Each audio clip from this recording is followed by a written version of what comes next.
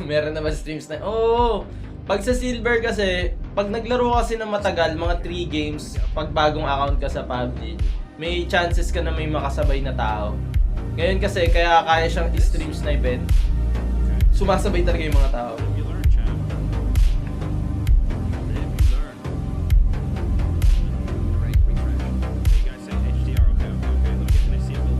May shoot to it, walang shoot to ADS dito.